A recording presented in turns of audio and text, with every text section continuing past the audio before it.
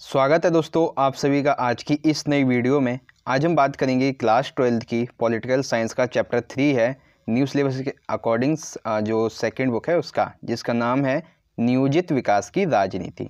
इस चैप्टर के दोस्तों मोस्ट इंपॉर्टेंट क्वेश्चन 2 मार्क्स के, 4 मार्क्स के और 6 मार्क्स के जो बनते हैं वो हम देखेंगे आज की इस वीडियो में। तो चलिए वीडियो शुरू करते हैं। इस चैप्टर का सबसे पहला प्रश्न आपकी स्क्रीन पर है, देख सकते हैं।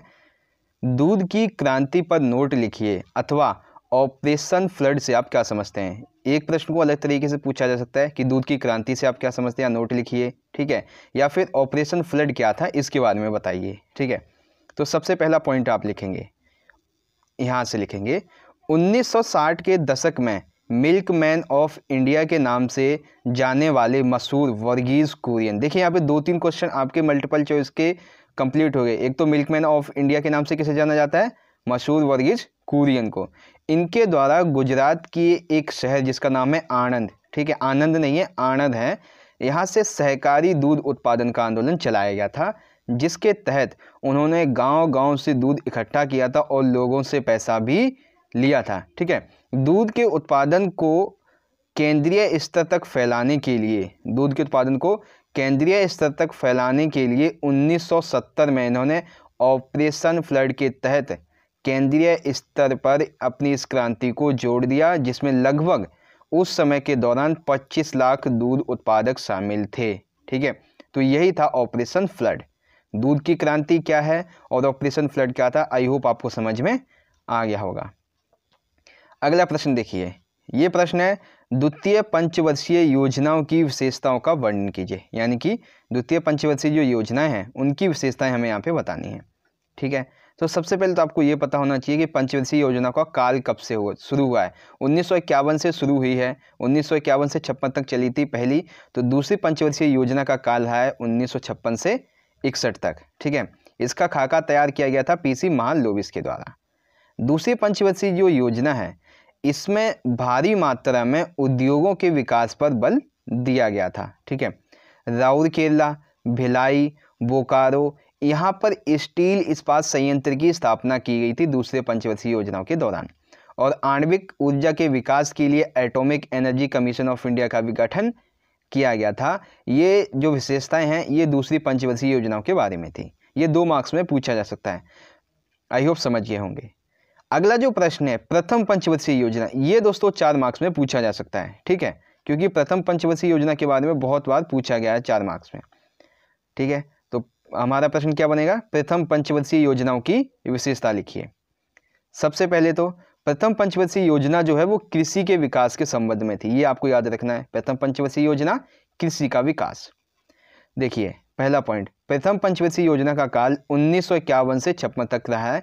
इसका जो बजट था वो लगभग 2300 करोड़ के आसपास था, 2300 करोड़ के आसपास था, ठीक है।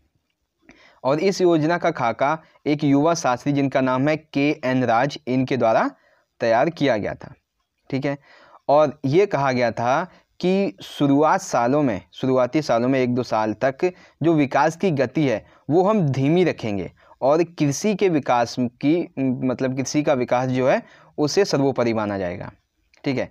इस योजना के तहत, पंचवर्षीय योजना के तहत कुछ भूमि सुधार कानून बनाए गए, जैसे खेतों की चकबंदी कर दी गई, वह जमींदारों से छीनकर भूमिहीन किसानों को दे दी गई। ऐसे कानून बनाए गए जिससे कि सिंचाई व्यवस्था करने के लिए भाखड़ा नांगल जैसे बांधों का भी निर्माण किया गया। कुल मिला के भूमि सुधार कानूनों की वजह से कृषि विकास में सहायता मिली थी।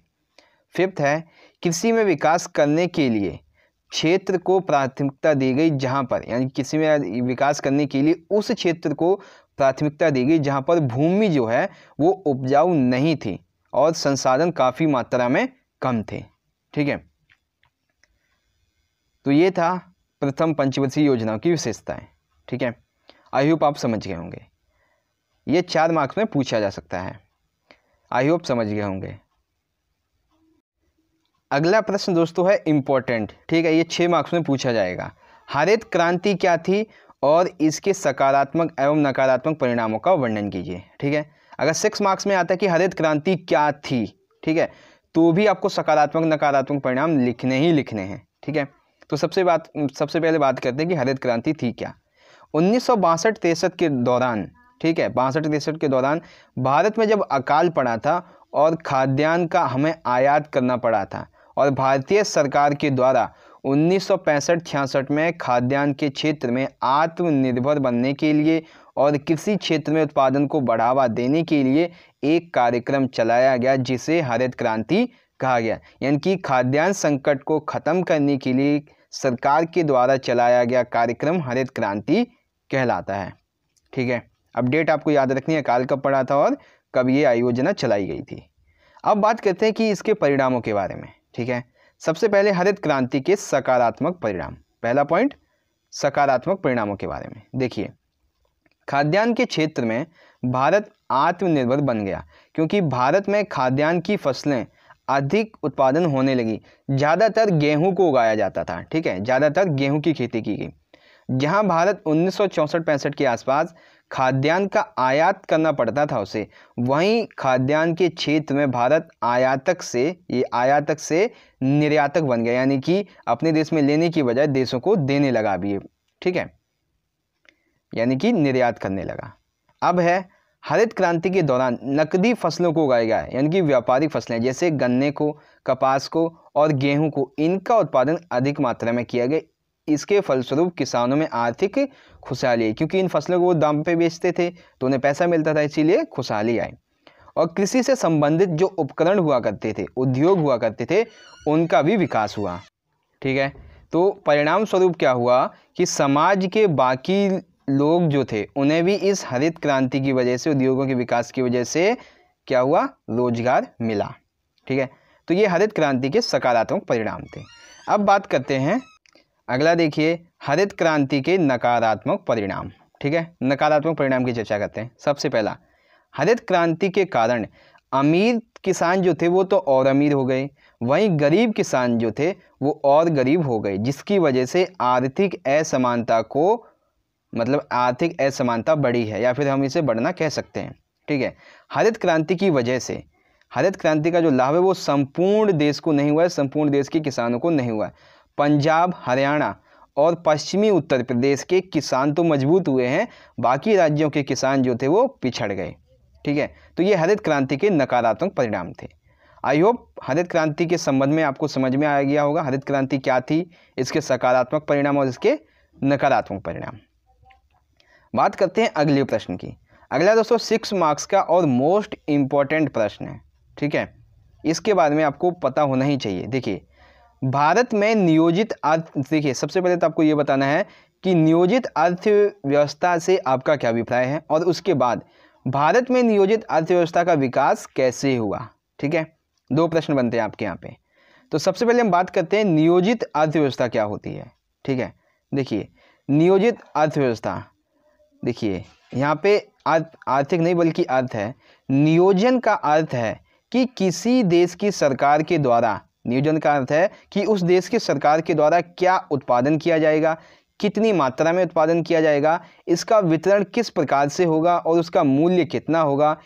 जिस देश का आर्थिक विकास योजनाबद्ध तरीके से हो सके, ऐसी नियोजित विकास की प्रणाली को नियोजित अर्थव्यवस्था कहते हैं। यानी कि एक नियोजित तरीके से देश का विकास करना नियोजित अर्थव्यवस्था कहलाता है। ठीक है, जिसमें सरकार तय करती है कि कितना उत्पादन होगा, क्या उत्पादन होगा, कैसे वितरण होगा, इसका मूल्य क्या होगा, विकास कैसे किया जाएगा, यह होती है नियोजित अर्थव्यवस्था।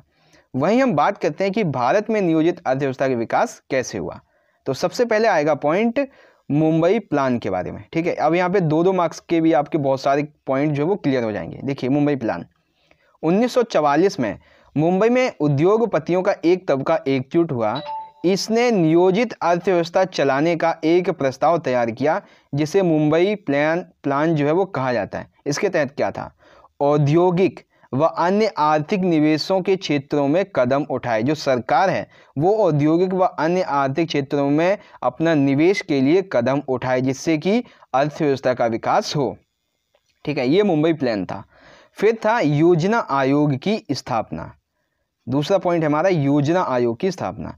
देश के आर्थिक विकास करने के लिए सरकार के द्वारा 13 मार्च 1950 को योजना आयोग की स्थापना की गई। अब योजना आयोग के क्या कार्य हैं, इसके बारे में भी अलग से 2 मार्क्स में प्रश्न पूछा जा सकता है। तो देखिए सबसे पहला कार्य देश में उपलब्ध संसाधनों को जुटाना। देश में कौन कौन से संसाधन हैं उनको जुटाया जाए।